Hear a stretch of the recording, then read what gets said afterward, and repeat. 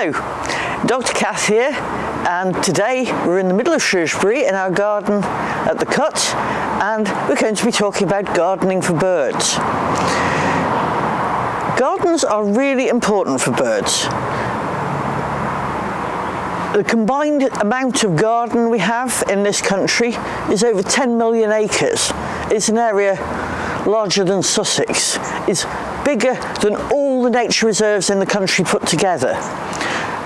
And of course, as towns are getting more dense, getting more built up and spreading out into the wider countryside, and industrial farming and other uses are making the countryside less attractive and less suitable for birds, gardens are stunningly important for looking after them. So we're going to look today at some of the things you can do to make your garden an absolute haven for birds. It's great to have them in your garden. It adds life to your garden, gives you something to watch when you're doing the washing up. Endless fascination. You can waste an awful lot of time watching birds in your garden. So today we're going to look at some of the specific things that can make your garden a wildlife paradise. The first thing, birds need 5 things out of your garden. They need food, they need water, they need shelter, they need somewhere to nest, and they need protection from predators. So we'll look first at the availability of food. Now, obviously a lot of us put out bought food. We can put a supplementary food for birds, different kinds of bird feeders, and a huge range is available. The more different sorts of things you have, the more species of birds you'll get in your garden. But there's lots and lots of ways to make the natural food in your garden attractive to them, and the natural food is really what they want first. It's what's best for them. So when you're thinking about planting something new in your garden, think what it's going to offer to the birds. There's plenty of things that can make really good food sources. Over here we have a pyracantha that still has orange berries on it. And these are great for blackbirds and thrushes. They really enjoy them because there's lots of different sorts of things you can have. There's privets have the little blackberries, dogwoods, spindles, crabapple trees, and even if you've only got a small garden, you can always fit in a small tree. You can buy small varieties made especially, and they'll even grow in a big pot. So there's no excuse for not having something with berries. Ivy, of course, is particularly good because the berries will ripen at the end of winter and into spring, and at the tail end of autumn it still has flowers on it, so you're attracting all the pollinators to them, insects for the birds to eat, and in the spring when there aren't any other fruits available, the ivy berries will be ripe. So extending your season is a really good thing to do and encourages the birds to be in your garden all of the time rather than just visiting, stripping a berry bush and disappearing again, which is, if they don't have something available all year round, is what they'll do. They'll call in like it was a service station, off they go, and you never see them again. So do grow some ivy. Doesn't have to be quite as exuberant as this one, but it's a good thing to have. I've got a big clump in our hedge, it's going up a tree. It's not bothering the tree at all, and the wildlife in the garden absolutely loves it. Of course, there are a lot of other seeds available, and because we manage this as a wildlife garden, the seed heads aren't cut off in the winter. We're not tidy about it, and that's really important.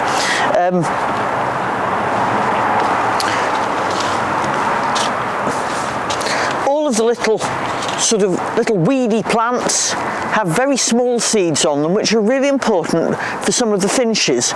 They can't manage great big seeds, but things like herb robert, speedwells, chickweeds, all these little tiny low growing plants have their own bounty of seeds. We've got a pair of bullfinches that come and absolutely feast on the herb robert under a big bush of rambling rose, and there's such a picture. They're such bright little birds. Pleasure to see them, and leaving a few weeds is a small price to pay. Seed heads like these these types of things, again, all have seeds in them that are available to the birds. So don't cut things down too soon and let the birds get at them. Once we get into new growth coming in and it starts to look really untidy, you can then cut them back, but leave them over the winter. They look quite spectacular as well. We've got some lovely teasels in the garden here. They look fabulous with frost on them.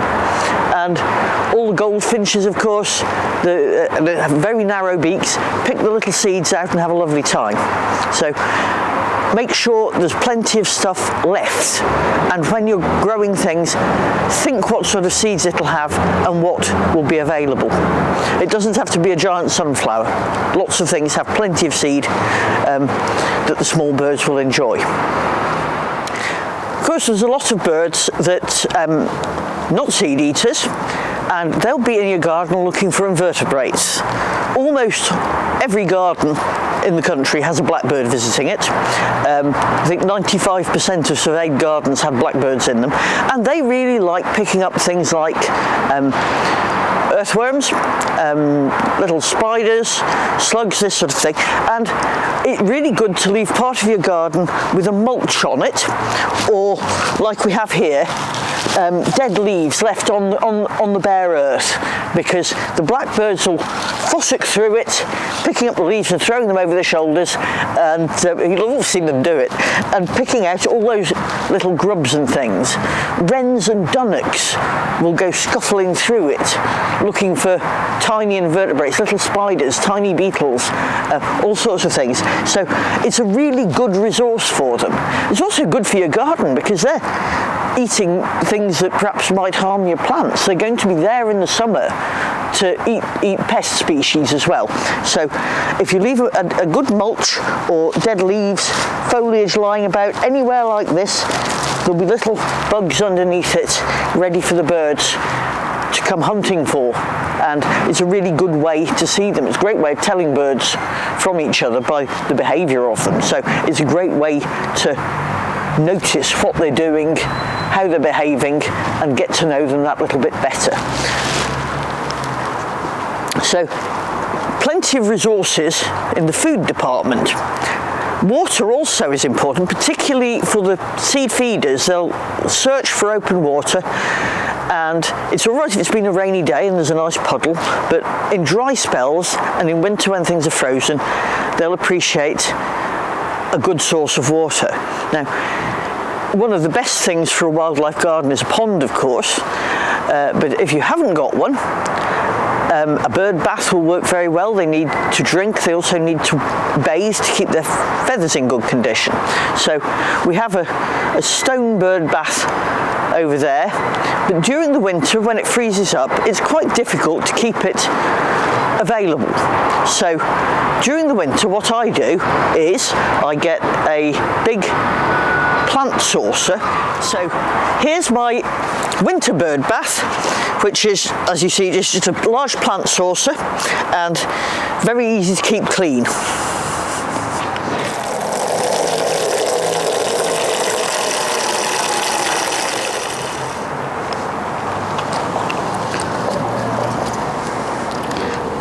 And it can sit there, nice and accessible.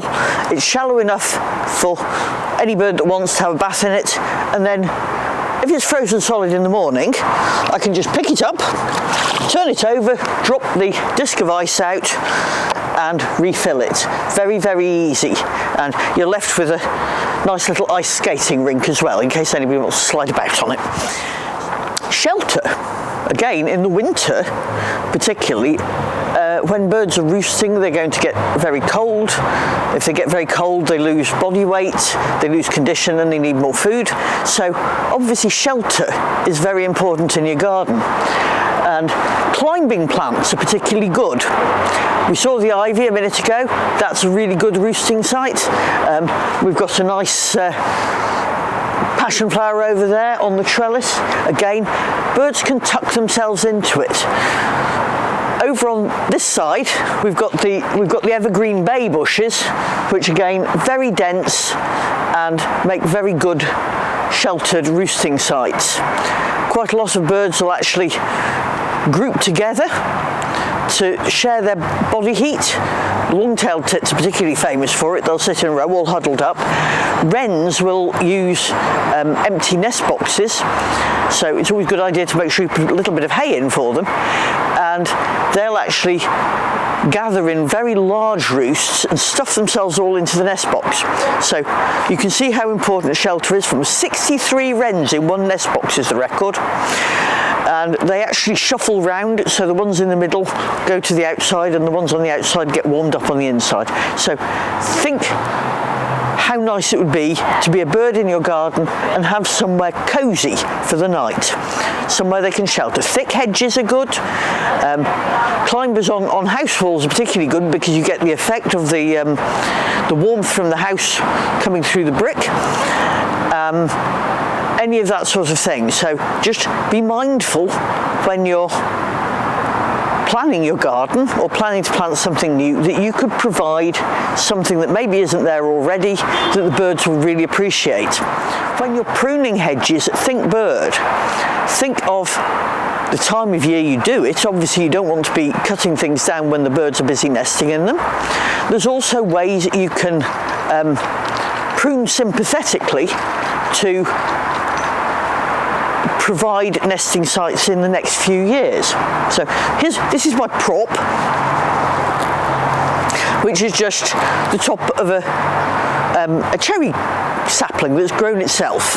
So if I was cutting a hedge and this was sticking out of it, perhaps the obvious thing is to cut it off on a level with the hedge.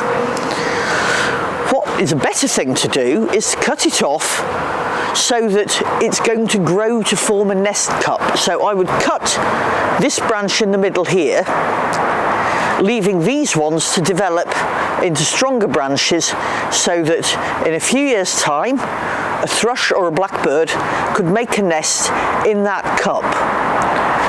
It's a very simple thing to do. Let the hedge grow up a bit around it and you've got an absolutely perfect nest site. Of course, if you are doing any work to your house, doing insulation or replacing anywhere that you think might have been used as a bird nest, please do have a think. Put up some bird boxes. If you've got sparrows in your roof and you're having to do your insulation, put up several because they're communal nesters and you can have somewhere that they can nest until a new hole is developed. Another good form of shelter is man-made stuff. It doesn't have to be grown. This is a rather nice brash hedge, which makes a nice little feature and is really good place to nest for the wrens have been nesting in it. It's a cosy place, things can hide in, the voles go underneath it, the mice go underneath it, and all sorts of insects too.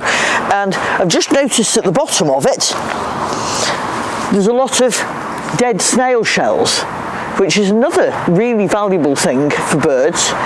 When they're laying eggs, they need extra calcium, and they'll seek out empty snail shells like this and pick bits off them to give themselves that calcium boost so they can form their eggshells properly. Very, very important. So don't be tidy. Don't pick them up and throw them away. And don't worry if you've got a few snails, because they're going to be really handy once they've shuffled off the mortal coil and left their homes behind. The last thing, of course, is protection.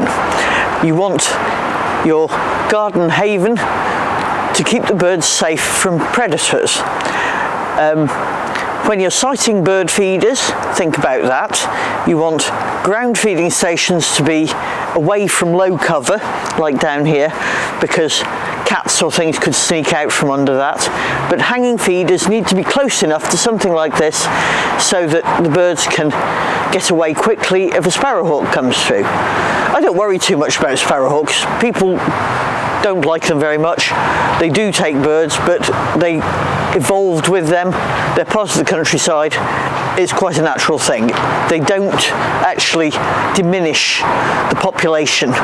It's not in their interest.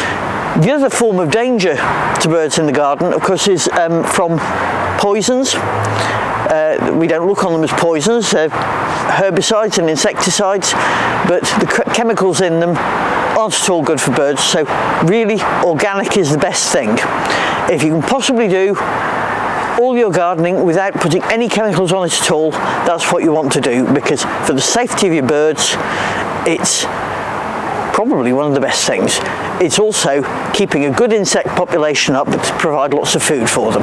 So be as organic as you can, keep your garden clean, or clean of chemicals, that is, untidy otherwise, and your birds will thank you. Of course, all these improvements as far as the birds are concerned are also going to improve your garden for you. They're going to bring more life into it. They're going to make it a much more exciting place to be when you can sit out in it. It's going to look wonderful. You're not going to notice the odd messy bit and the few weeds, because you're going to be so absorbed in looking at the wildlife you've got all around you. It's a brilliant way to connect with nature. We know now that it's incredibly good for your health, your mental health and your physical health, to be connected with nature, and this is really the easiest way you can do it. Make your outdoor space a wildlife sanctuary. Join it up to all the other little wildlife sanctuaries through the towns, through the cities, in the suburbs, so that there's somewhere for nature to go, but also somewhere for people to flourish. And of course, if you really want to do something for wildlife, the best thing to do is join Shropshire Wildlife Trust. It keeps over 40 reserves going, and even though the gardens are a bigger space, the reserves are important in a completely different way. So have a think about it. Join us if you can. Thank you.